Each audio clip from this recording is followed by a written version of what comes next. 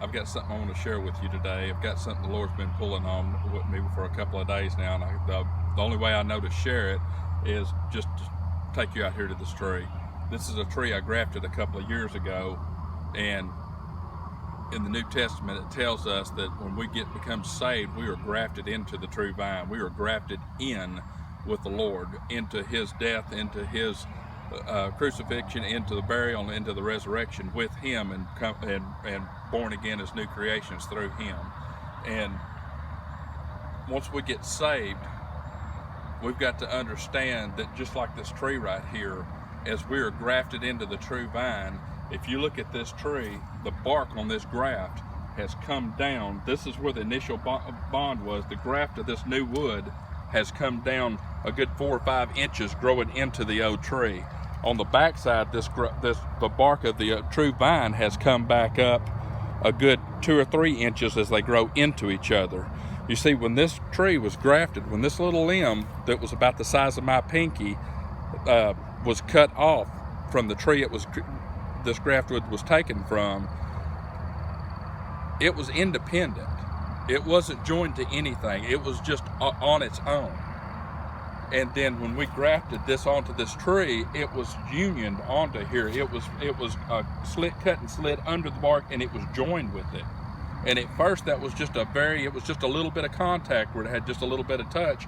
But as the couple of years have passed, this tree has formed a bond with it. They're growing into each other because, see, the only way this little limb could survive is by pulling nutrient from the rootstock that I had put it on. And for us in our daily walk, it's not just that we are grafted in, but we have to pull into that rootstock. We have to pull into that true vine that we're bonded to. We have to lean on God for our help.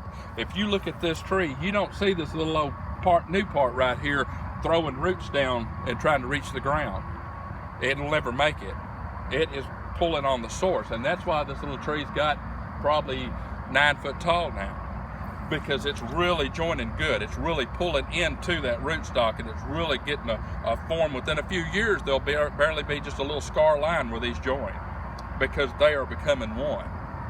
So we have to remember in our daily walk, God says Jesus told us to take up our cross daily. We're supposed to ever remember that bond, that union, and it was made possible because of the cross, of what Jesus did at the cross. His perfect sacrifice at Calvary is what gave us the ability to be grafted into the true vine. Through His blood, we are given the ability to be saved. And if you look, I walked out here just the other day, and this is what made me realize it was time to that I was supposed to give this message to you. When I put this little finger-sized stick onto this tree 2 years ago, the only thing that would hold it on this tree was a little stainless steel nail. And when I walked out here the other day, I saw that nail still in this tree. And I started to pull it then, but I wanted to pull it for you so you can see the same thing that hung that bond to begin with, that little nail that started the whole thing and held it there in place until it can get that bond, is the same thing at Calvary Jesus did for us. He hung on that tree and He died for us, and He gave His sacrifice. And you look, right here is where all the growth goes each way. This point of contact, the cross, is our secret. The cross is what not only holds that initial bond and makes it possible, but we have to remember that that's the focus point. This is where we meet God. Jesus said, I am the way. Only through me can you reach God. So we have to remember that we can get that bond, that point is the cross.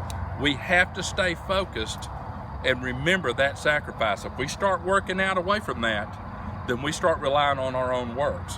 And we can't get to heaven on our works. Nothing we do is good enough. Jesus wouldn't have had to come down for us if anything we could do would be enough. He had to die on the cross for us. Only His shed blood truly saves us. But it's that same shed blood, it's that same point that promotes that growth. It keeps the Holy Spirit flowing in us and keeps us going. This tree's going to is going to produce fruit in a few years. It's going to start putting off some pecans in another 2 or 3 years. Why? Because it has kept its bonds true. It's kept that joint true where that true vine can give it what it needs and nurture it. But anyway, I've talked too long. I love you. God bless. Keep your walk and keep your eyes on the cross. Love you.